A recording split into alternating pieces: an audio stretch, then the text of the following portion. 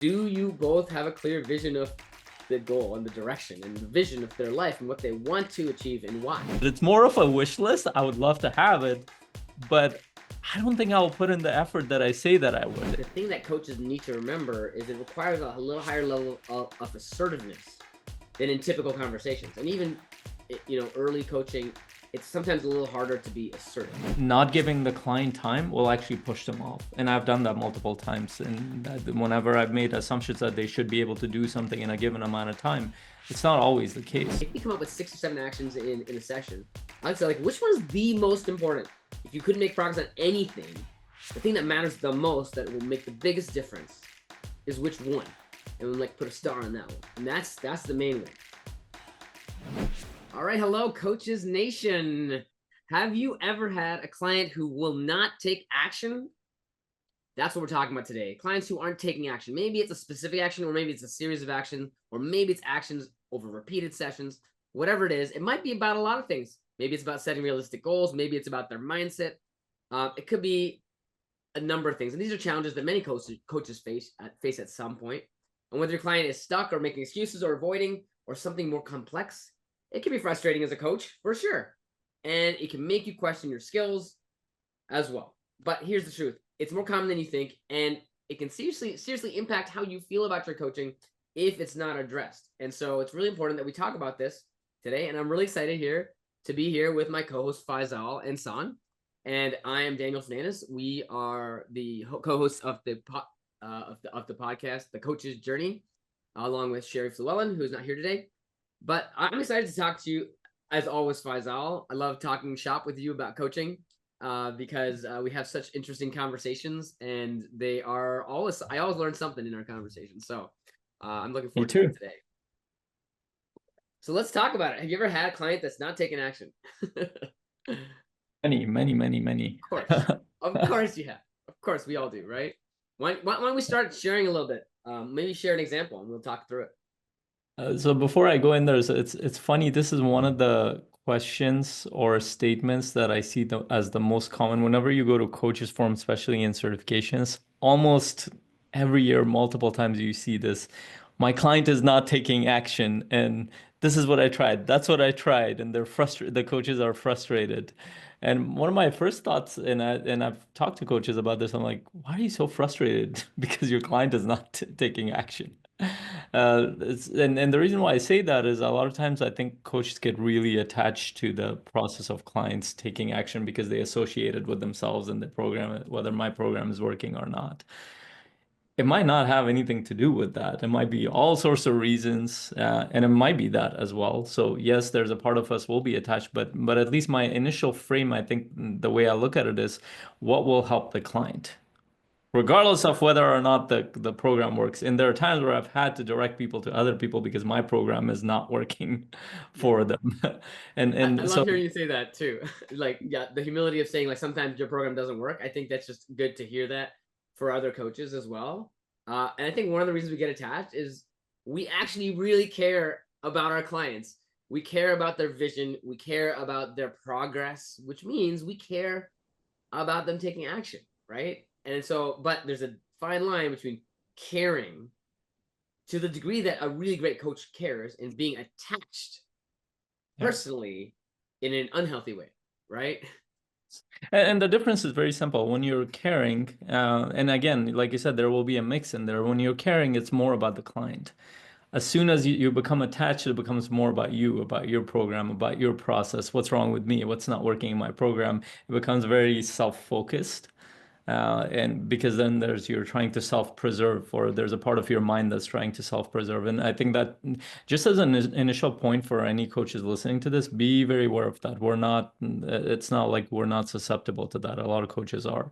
And I've fallen into that trap a few times myself and I'm thinking about it and I'm trying to figure this out. But then at some point I realize, you know what? It's not really about me. It's about the client. What kind of help does the client need? And I'm assuming a bunch of stuff around my program, or even when I'm working problem solving, it's about me and my program. It might not be.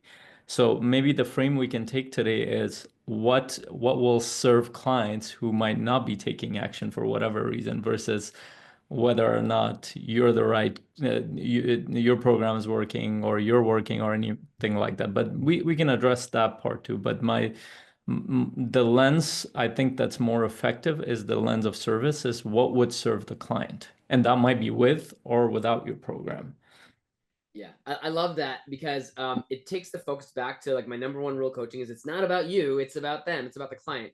And if you feel like an imposter, or if you feel like a bad coach because your client is not taking action, then it's going to affect how you show up even further. So there's a little cycle that can happen when you get stuck in your own head. So to Faisal's point, don't worry about you. Keep being creative and being the coach who cares about the client. And Yeah. if they're not taking action, there could be so many different, like we're going to get into the tactical part of this in a minute probably. But I think it's so important that we recognize that every coach will have clients who aren't taking action. At some point, it could be a client who never takes the actions that you talk about. It could be a client who's taking some actions, but not others. It could be a client who's normally taking actions, but in this one area, they're just not taking action. I mean, I had a client recently who we had like, this is a client who's been with me for a long time. And we had 5 or 6 sessions in a row where we came up with an action. And the next week they hadn't done it, which is fine. You know, that there's multiple actions we might be coming up with. But I noticed the patterns like 5 times in a row around this very specific topic. They weren't taking action. And so we had to talk about that. You know, like we had to figure out like, are these actions too big, or is there something else going on? Like we have to troubleshoot. Like I brought it up. I said, like, I noticed that we're not really taking action here. And I think it has to do with, you know, ABC that we've been talking about. And we talked through it. We just openly talked about it. And it's okay.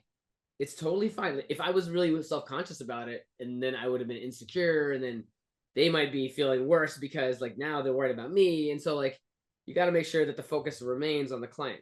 And so even experienced coaches with longtime clients can have them not taking action. It doesn't mean there's something wrong. I mean, it Yeah. might mean there's something wrong, but that's a good opportunity Yeah. for you to improve rather than take it personally. Yeah.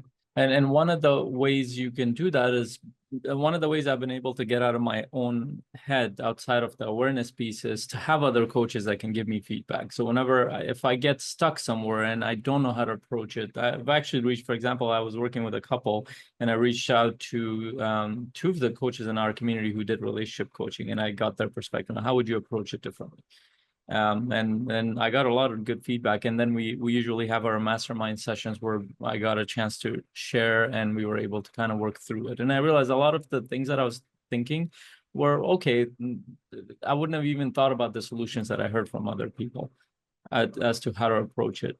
But even right now, as we're talking about it, I have a client. I've had this client for over a year now, and it was so interesting. She got connected with me at an in-person event. She already had a coach.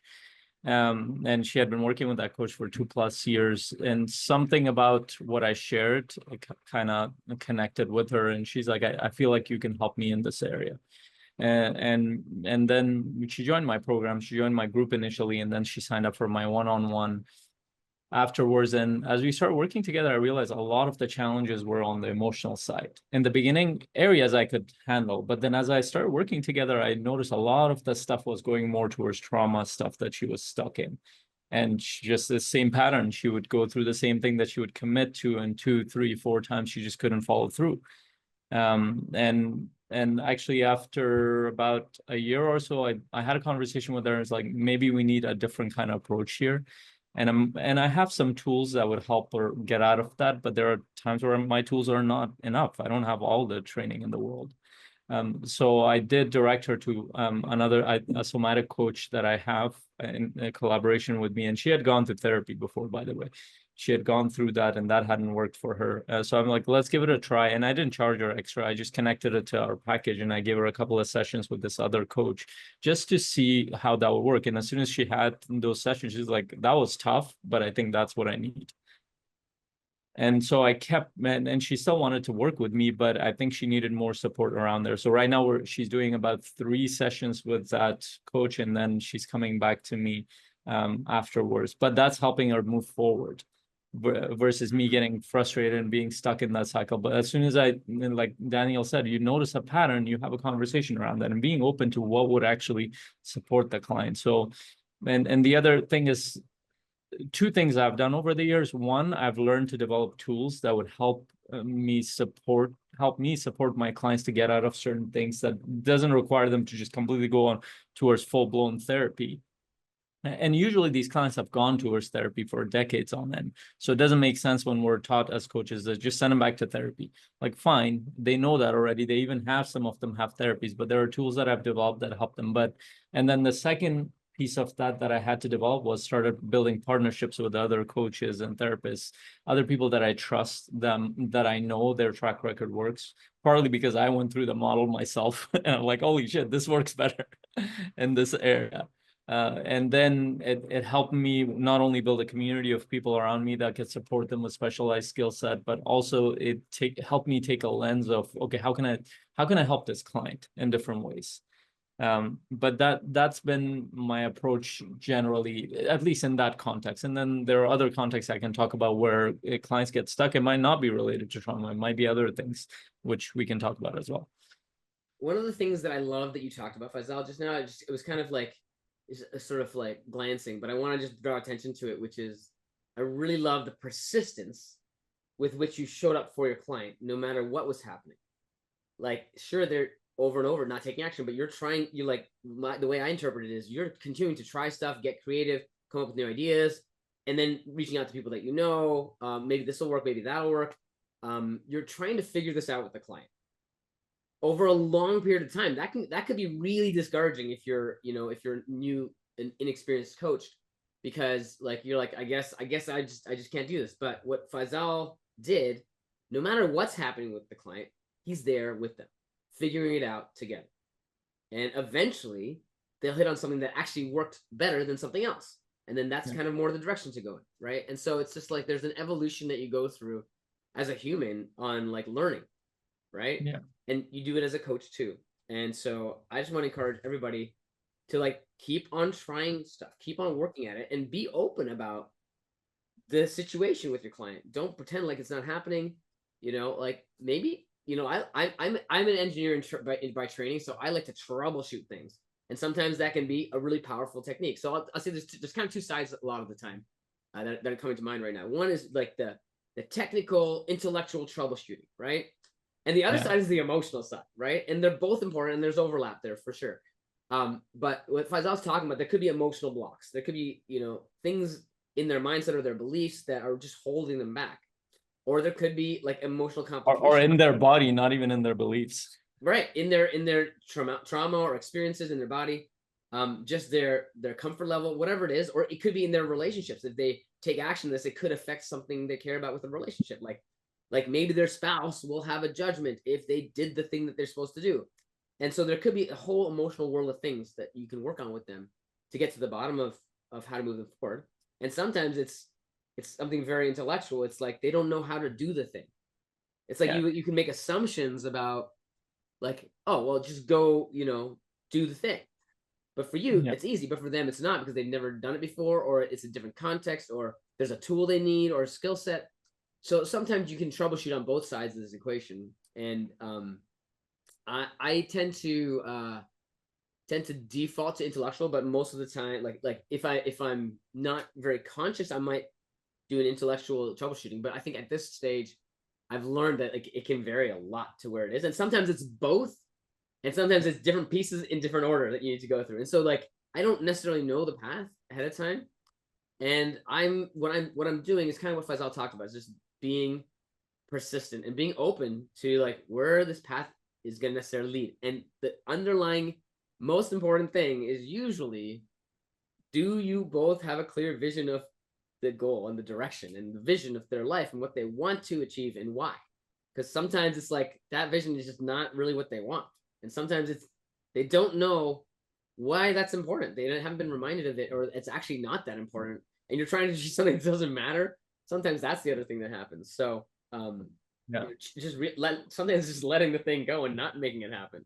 So it depends. There's so many different contexts. It's hard to really know like the exact number of And possible I think permutations. that what you just described, that's exactly why I think coaching works, because I think the ideal version of coaching is you don't go with a lot of assumptions.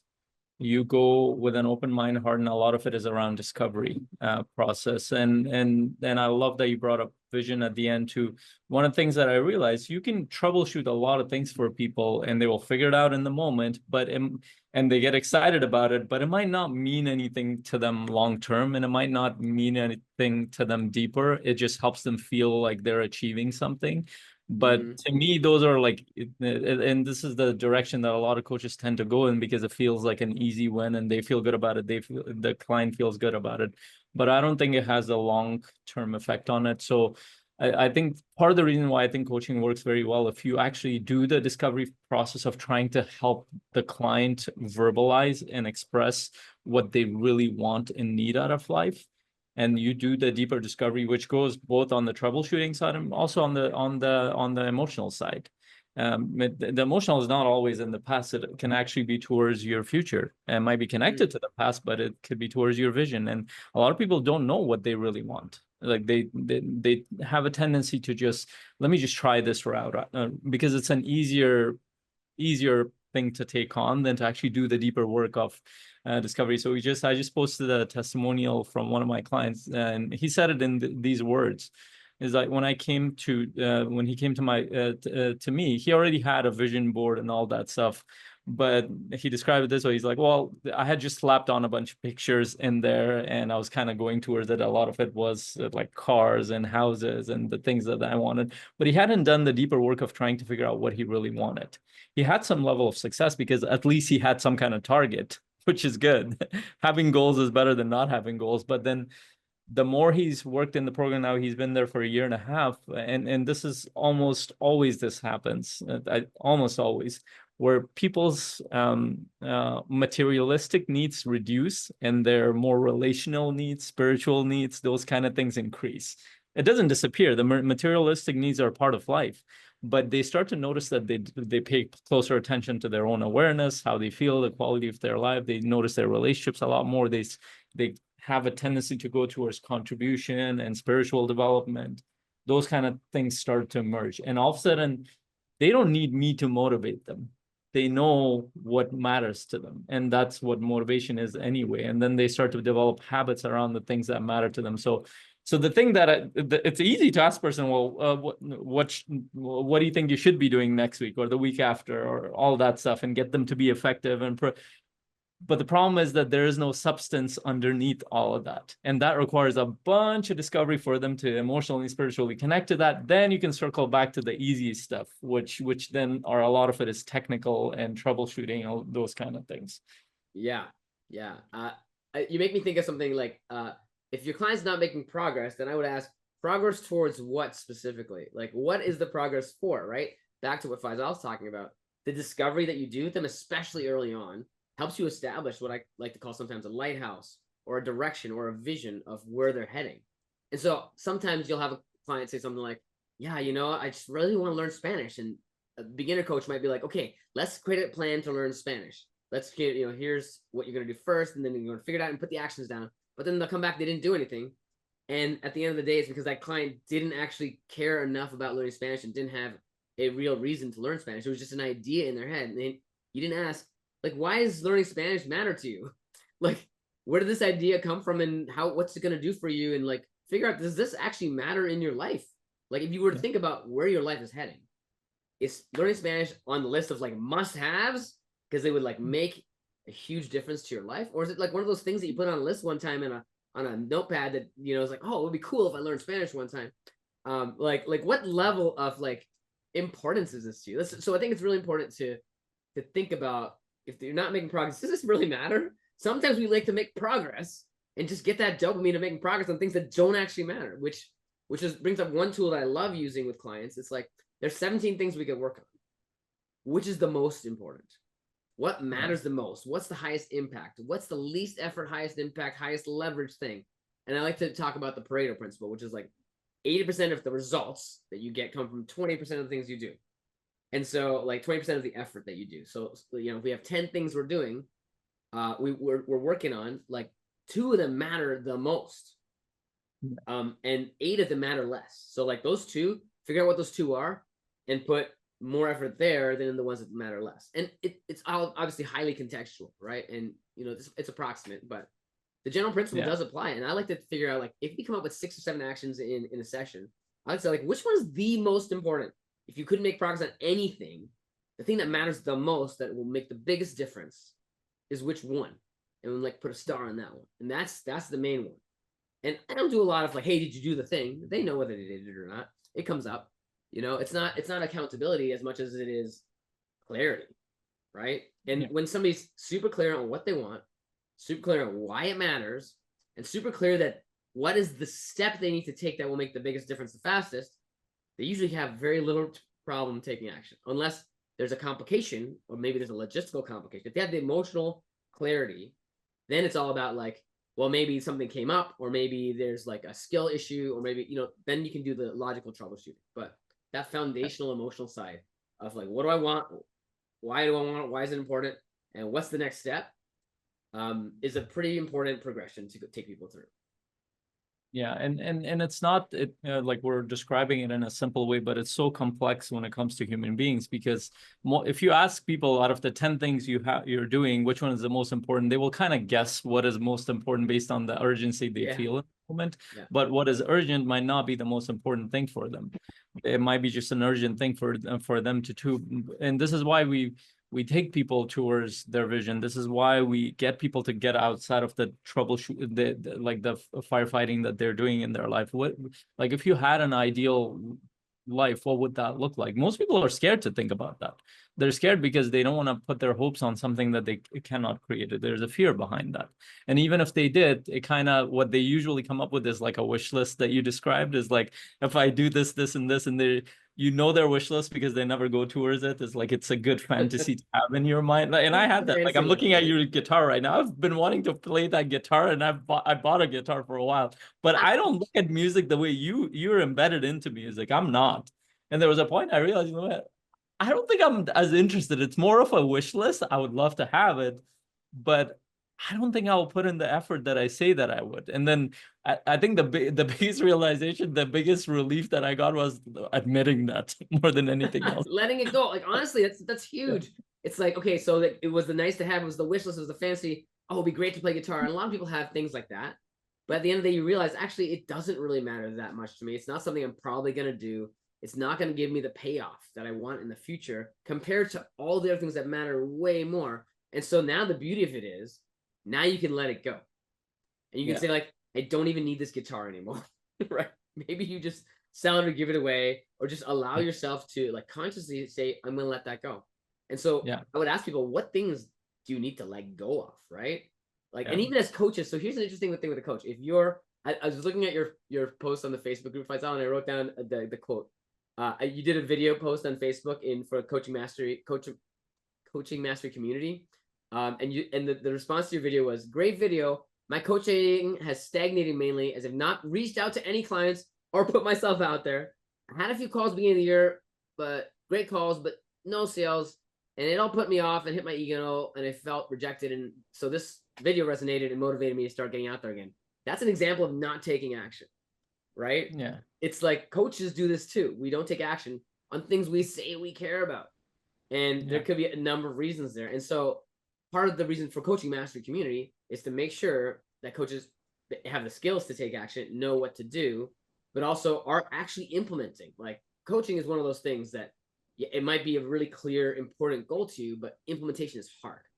Implementation is really hard. And a lot of people have that kind of, thing with the clients. Is like, the client's trying something really hard, right? And CMC was created to help coaches with this really hard objective of building their clientele. And coaches help clients with really hard objective of whatever it is they want to do, right? Yeah.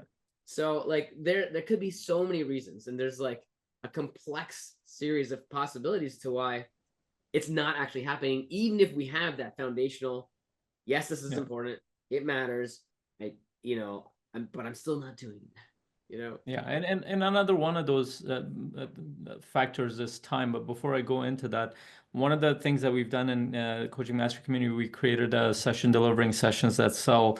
One of the key things we've done in the beginning of that framework is because coaches fall into that, especially if you're new and you're doing a discovery call, especially in the beginning with a client. You jump in and they give you a bunch of problems. They will jump in and start troubleshooting and problem solving in the beginning. That's the trap coaches fall into in all sessions, not just in that session. Even if they are successful in that, they Oh will go man, into I had a that. bad discovery session recently that went that way, and I wasn't top of my energy. I didn't have proper sleep, and I wasn't paying attention, and I didn't follow my plan, and I ended up Yeah. troubleshooting, and I was like, oh, what a rookie mistake. I was like, oh, Daniel, Yeah, it happens to everybody. So this yeah, is why understanding that. So just that one point can like I've talked to coaches who've done multiple strategy sessions, like it's not working. And then when you listen to it, when you understand what they're doing is they're following and to be fair to them, it's actually taught that way in some certifications to go get them some quick wins in the beginning and then just go towards that. But I don't know why they teach it that way, but part of it might be is that they don't have enough skill sets to do deeper discovery. So get some quick wins and move forward. But beside the frameworks that we've developed help coaches step back and start coaching in a way that will get clients to come towards you and start sharing more deeper. But again, part of that is also because there's a community. Now we get to bring, even if you made mistakes, just like Daniel's sharing, or I've gone through that, we bring it back to the community. Well, this is what happened. Even though we might have a framework, it's not like we're going to follow it through to the letter. We're going to make mistakes. So again, as a coach, and this is one of the biggest things for coaches don't get coaches, and then they wonder why they can't sell their programs. And this is part of the reason why coaching master community has a mindset section in it, is that we want to deal with your mindset, we want to challenge you, we want to call out some of the key areas, which I want to go back to two other areas that we haven't talked about. One is time, the other one is challenge, explicitly. Sometimes action takes time, and some coaches will judge the client based on their level of action or their approach to life versus looking at it from the client's point of view.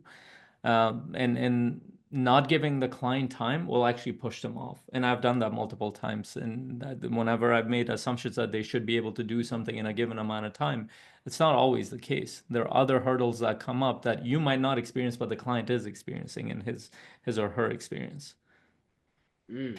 Yeah. I think this is a really interesting one because I think for me, I feel like I'm really good at not making assumptions about the time that it will take, but talking through with the client and then adapting in future sessions. Like something that should be taking 1 week or 2 weeks to do or to complete.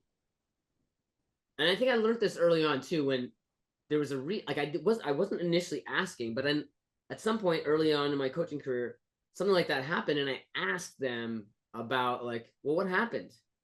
Um, and they explained to me like the craziness that their life became that week and that month, and I was like, oh, well, that makes complete sense that you didn't do the thing. You're like, yeah, Yeah. you should, you just like, and I realized I had a judgment there in myself, and so I think that experience has shaped me because like I'm just like, oh, you can never assume the client's life will be the same as it was or the thing you expect because it's the client's life. You don't know if someone's gonna die. You don't know if they're gonna have a family crisis. You don't know if they're gonna like have a problem that they need to put more attention to or an urgent situation. You have no idea. You don't know if there's gonna be a fire in their house. You don't know if their kid's gonna sleep through the night at all. Like Yeah. you don't know. Anything can happen. This is the thing that goes back to what we said at the beginning, which is it's a creative process for the coach to take the client through. And it's not just troubleshooting and figuring out like how to get the action taken. It's also like helping the client understand the context of their life, right? Yeah. And making sure that they are acknowledged for what's going on in their life. Because it's really easy for a new coach to say, like, oh, you didn't do it. Oh, come on. But if the client actually went through a really big like storm in their life, metaphorical storm, and they actually did something positive by postponing that could be something for acknowledgement. Like they really did a great job of handling what Yeah. they needed to handle for their life. That's a strength. that you can recognize, which will actually help them take more action. And plus, most clients have enough self-judgment. They don't need more from you. Yeah. So, Yeah. So yeah, get rid of all those judgments. And if yeah, you find yourself judging your client, like just remember, like not only do you not know what's going on in their life, but you're not them. yeah, And you don't know how they feel internally. You don't know the experiences they've had that you might have heard some of these things, but you don't really get them at the yeah. level, right? You don't. So Even those clients, I would say I have clients right now who've been with me for 5+ years, and I still pause on. I know them a lot, probably even a lot better than their life partners because of the things they've yeah, shared. totally. And I've met them in person, I've spent time with them, but I still pause on that judgment of I know them, because they've shifted, their life has changed, and it's a very it's one of those heuristics that we have, is that we resort back to what we know based on our memory, but we don't take into account how a person has shifted. That's actually one of the challenges people have in their relationships, with close relationships, because the way close relationships interact with you is what you were 6 months ago, 1 year ago, 2 years ago, but they haven't taken into Yeah. account how you've grown in the past few months and There's a years. lag. There's a lag. And one thing that happens with clients is with close relationships and spouses, they're growing and growing and growing, but their spouse might not be coming along as quickly. And I'm sure Yeah, you've noticed this too, Faisal, with people over longer term coaching. And so then there becomes a potential challenge with the spouse understanding where the where the client is heading, or yeah, with the spouse's development lagging behind. And it can create a challenge in the relationship that actually yeah. needs to be addressed. And so we're getting a little far afield here, but there's lots of complicating factors in people's life that can explain really well or sometimes really poorly the failure to take action. Yeah, and back the reason why I brought that up is that clients are already judging themselves. Most people are. Like all you have to do is just ask them something. You will see the barrage of self-deprecating thoughts that will Totally. come out. Yeah. And actually, your job as a coach is to help them understand that, you know what, there's a reason why that happened. How can we improve in this process? How can we shift instead of looking at ourselves in this negative way? Because most people use that stuff as a motivation. It's a short-term motivation, but then long-term, they go back to the same pattern. How can we remove some of those patterns? Which brings us to that other point that we talked about, was around challenge, is that it might take clients time and energy and a different approach than you, but then and I think one of the biggest indicators, not indicator, biggest well, I guess it could be an indicator of results in clients, is how much challenge they have received from the coach. And challenge is not always around, well, go, this is a challenge for you to do this thing. Challenge might be the things that they're doing, you're questioning that process, or even their own self-judgment, you're questioning that process, getting them to look at certain things that might be hard for them to navigate. Some of those might be emotional, others could be relational.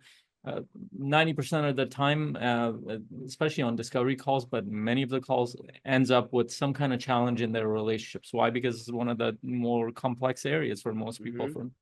So I have to call out some of the things that they wouldn't call out in themselves a lot of times. Because what do? Clients point to other people whenever there's a problem without realizing it, because it's easier to point and say, well, because of this person, I feel this way. Because of that person, this happens in my life. But getting them to take self-accountability is actually very difficult.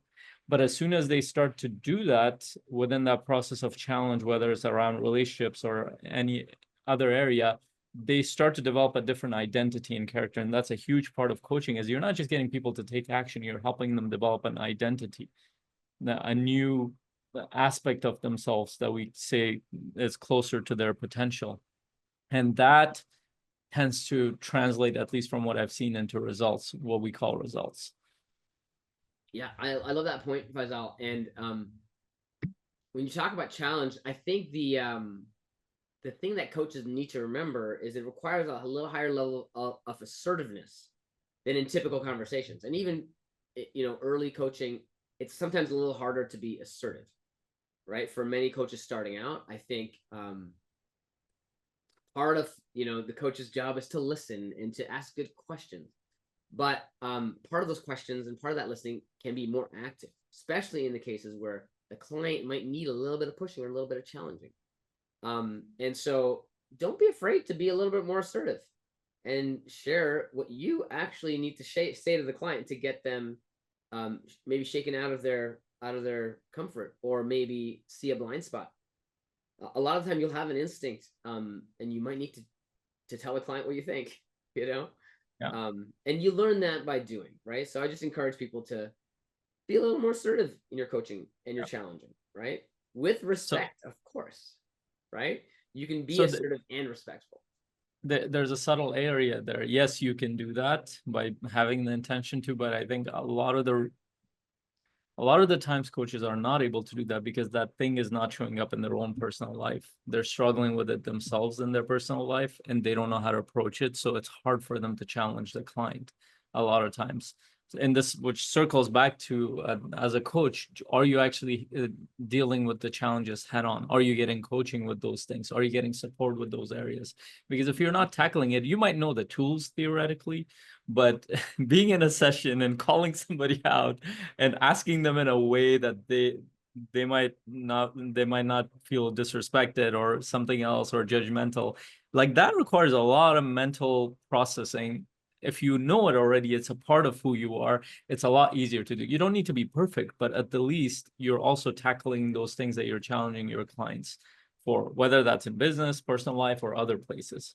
And this is one of those things that coaches think about a lot, is like, well, can I work with somebody who's a lot more successful than me? Well, it depends. What is the idea of success for that person? It's not the success, it's what you are open to tackling, what you're open to experiencing, what you're open. And a lot of times, if you haven't faced those things in your life, you're going to struggle in the session. I actually had a conversation with one of our coaches where some of our outreach process wasn't working as we were troubleshooting through the process. And guess what? It wasn't the technical problem. It was, I'm like, tell me a little bit about your You're talking about a relationship. coach here, the coach One of our coaches in struggling our, with their outreach and client building. yeah, client Yeah. building, outreach building, outreach process. And in the beginning, we went towards the technical because it's straightforward. We're trying to figure out like, okay, what's working? Is the messaging not working? Is the freaking, but she had messaged a lot of people. I'm like, tell me a little bit about your relationships. And she started going there. Tell me a little bit about how you perceive people. And you realize that, the challenges are more close to home. It's an emotional process. She didn't know how to connect with clients because she didn't know how to connect with other people. And that will show up in the business side. Yeah. Yeah. So she was taking a mechanical approach with an emotional barrier, Yeah. right? And sometimes you can troubleshoot the mechanics, but once you get down to the, like, sometimes I like troubleshooting the mechanics to uncover the emotional barrier, right? Because you're like, well, like let's go. So like, how often are you reaching out to people? Okay, then Yeah. like, what do you, where are you doing that? Oh, by direct message. Okay, what kinds of things are you saying? And then they'll be like, okay, I'm saying this, and then you're like, oh, why that? And then you can realize that there's something going on in their minds and their hearts about what they're sending out that's preventing them from doing a better job there. So then you Yeah. get to the emotional core of what's actually going on that is causing them to feel like their outreach is not working, as this in this example, right?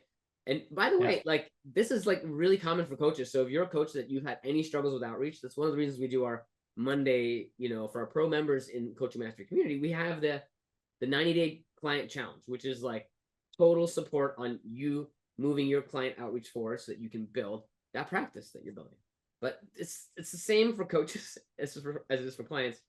Having had experience relevant to the thing that you're working through can really help the conversation progress, right? Like one of the things that I now see as a strength is all the adversity I've gone through and all the challenge I've gone through in my life with some, huge things. Like I can go pretty deep on a very wide area, a very wide array of subjects in various areas because I've been through a lot of crazy stuff, Yeah. and it helps me relate to my clients, but also helps me see kind of some of their blind spots. But at the same time, you don't have to have that to help somebody make some progress. For example, like if I'm helping somebody with a health challenge, this actually happened in a certification I was at. I was helping somebody with a health challenge. I got paired with somebody who was like really, really well beyond me in health. Like they had so many things dialed in. And one of the things I learned in that certification, just experientially by doing it, was like, I don't have anything to tell this guy. But I've been on health challenges myself. So I kind of like had some idea of what that felt like.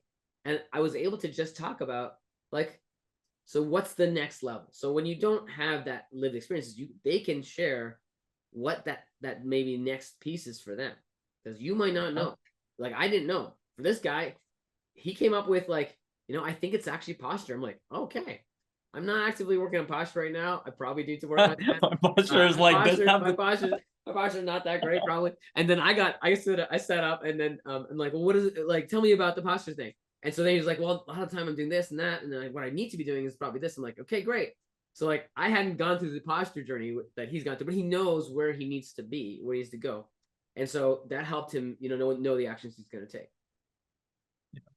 Yeah, for sure. I mean, there are so many other areas we can go to, but I Yeah. think it's a good starting point. Like we started with awareness around your own stuff. We talked about emotional. Sometimes it might be an emotional challenge, not a technical problem, but troubleshooting can help in the process. And giving clients time and not assuming that just because they're not taking action doesn't means it's what you're thinking, why they're not giving them space. And yes, challenge them, bring it out and call them out in the process, but don't assume, and try to deal with their self-judgment, but be aware of your own judgments that you might have towards the client, because that will become obvious to the client as well. And then finally, the challenge piece is don't be afraid to challenge. And the way you challenge clients is to also challenge yourself in the process and make sure you're getting the support you need, you're moving forward, whether that's in a community like Coaching Master Community, or you have your own coach. We're not attached to where you get the support, but make sure you are challenging yourself, because as a coach, you should be heading that world where you're getting the support that you need and you're tackling the challenges that you are in your life. But we'd love to learn from you. Like, what are some of the areas that you feel like are important for people to explore or go towards, or some tools that will help people take better action? And we want to hear from you as well. Please post that below. Any other thoughts, Daniel? Yeah, I think that was a really great summary of some of the things that we talked about today. And I also want to say, like, one of the things we didn't talk about, but is really relevant, is something that stops people from taking action all the time, which is like getting worse and worse, which is distraction. And I think that's a coach's number one job, is to get rid of those distractions, and the interruptions and all the things that take your focus away. And that's like a weakness for not only coaches, but your clients too. So like distractions is a huge impediment to action taking a lot of the time. Like we didn't even talk about that today, but we do have another podcast on it. So there's probably a card coming up somewhere that you can click on, how to stop distractions as a coach. So that's how you can stop distractions. So I think this is a really a powerful point of action taking too. But either way, we're so happy that you joined us to listen to this podcast today. If you're ready to turn up the heat on your coaching business and you want to do some more of that really solid outreach and doing some of that discovery session magic that Faisal talked about, we actually have a script for all that process. And coaching industry is a super fast growing industry. Join our community at cmc.coach so we can help you accelerate faster. Hope you enjoyed what we talked about today on the Coach's Journey podcast. Faisal, thanks for co-hosting with me, and we'll see you next time. Thank you, Daniel. Take care, you all. Bye. Bye.